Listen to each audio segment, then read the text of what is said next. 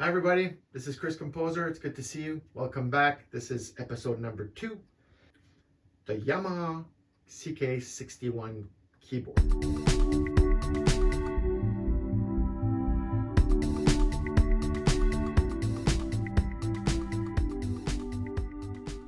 A little bit, the last couple of weeks, I opened the box. I felt, I wasn't sure what I thought about the keyboard at the time, and I kind of like it. I seriously do. It is a beast of a keyboard in regards to what it is meant to do. And that is, to me, a jam keyboard, a performer keyboard, something to be light and everything. Could it be used on your DAW software, like Logic Pro, Cubase, all the other software available to create music? Absolutely. However, it is made specifically for the performer that goes, or the guy that wants to jam, or the gal that wants to jam. In this video, what I'm going to do is take one of my songs that I've written, the actual instrumental. I won't be singing today in this video, but if you're interested in that song, the song will be shown right here. It is on all major streaming services, and I'm going to be using that as my backtrack. The keyboard doesn't have a built-in sequencer. It does have a lot of great tools to allow you, one of many features, of course, is to allow you to put on a USB key, a WAV file, and take that WAV file, put it in the keyboard, as a USB key, of course. You do some programming, you create a patch, which I'll show you how to do. We're going to do all that together. You set up, you create your patch, and you basically assign a trigger, an audio trigger, to either the first or last key of your keyboard. So essentially, if I press this key, the song would start. So when you're doing it, you're getting ready for your jamming and stuff,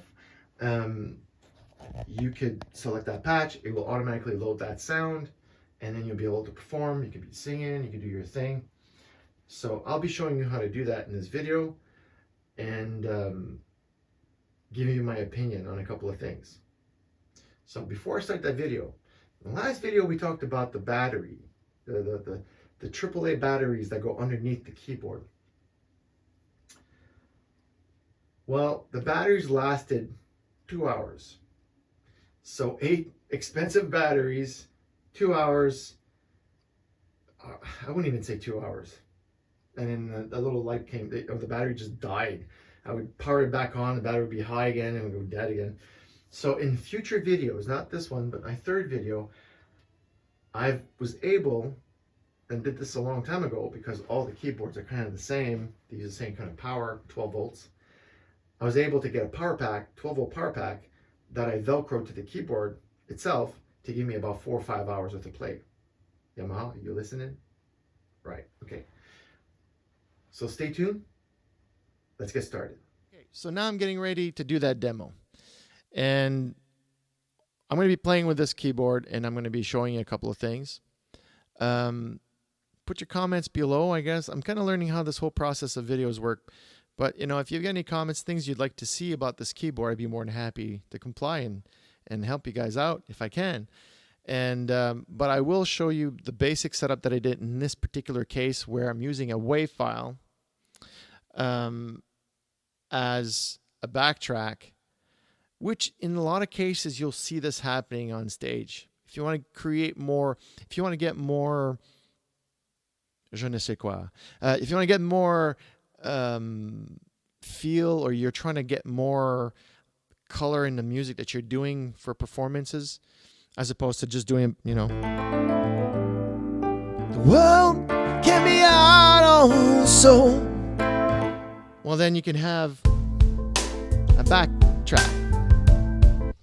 So in this case here, let's take a quick look and see you in a second. So we're looking at the keyboard now. So if we look at what I did was basically in the back of the keyboard, I'll show you, I put a USB key inside the keyboard right here that you plug in, of course, but you plug in, and basically You can put any kind of USB key if you'd like, any type you'd like. Come in different shapes and sizes. You can put anything you want as far as USB keys that you deem fit. You put it in here. So from there, I had preloaded sounds. So I've already created everything, but I'll just show you what I've done. So this song is called Precedence Behold, and I created a patch called Preced by using an existing sound that was there, and I did some layering, which we'll look at in the future. And I was able to take these sounds here and create the sound that I was looking for. And at the same time, what I did is I associated a sound that was in here. So what I did was you enter, and you'll see something called audio trigger. Audio trigger. And from there, I would pick a file that I want to use. So I'd use, so I'd say file, I press enter, and then as you can see, it's seeing the content. And the song I decided to take was Precedence Behold right here. So I selected enter, so I'm not going to do that again.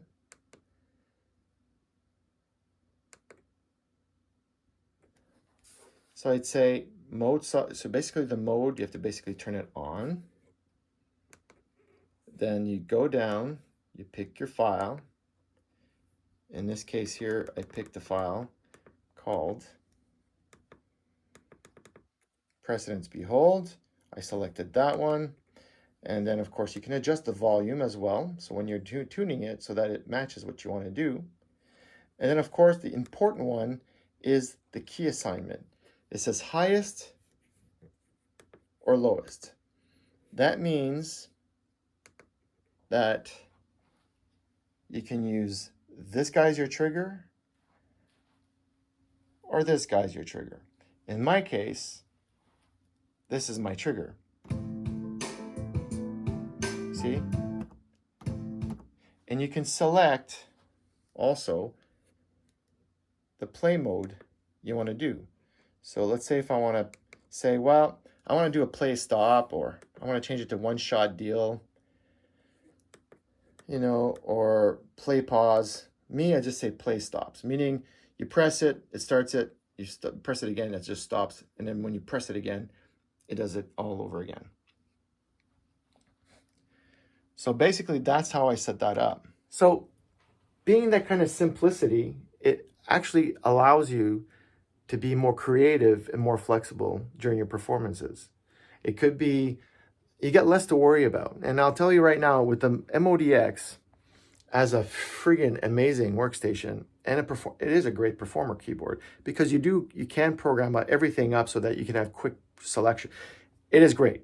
However, if you want to be able to do on-the-fly modifications without going into the menus and things, or if you want, you want to make it your own, depending how you feel, this guy would definitely help you do that.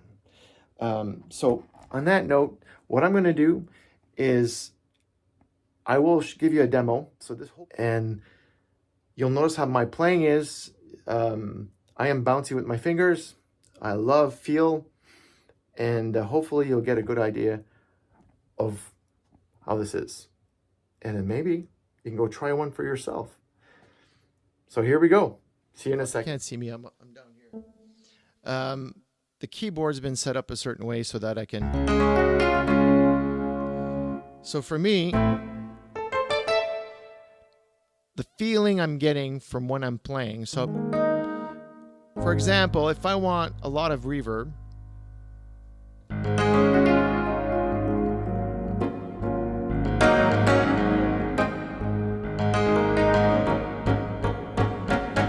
the feel is amazing.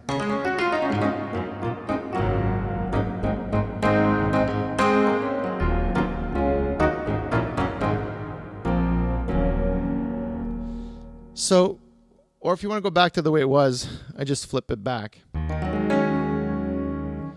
I create quite a few songs because I'm getting ready for a jam.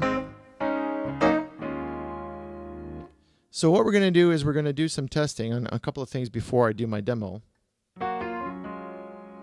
So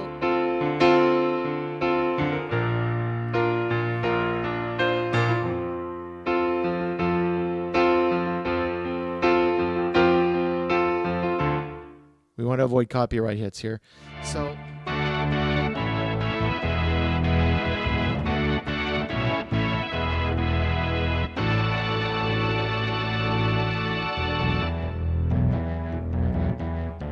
can you name that tune?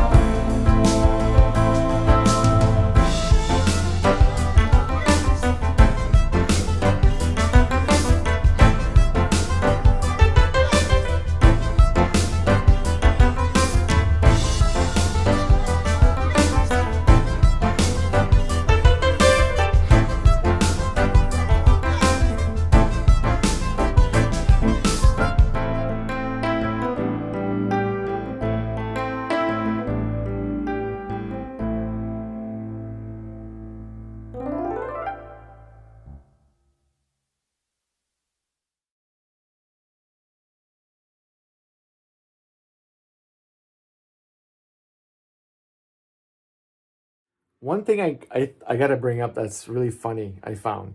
I'm a big Star Wars fan, right? And one thing I did notice was, have you noticed that the panel looks very much like the Empire panels like you see in the movie? It's like all dark.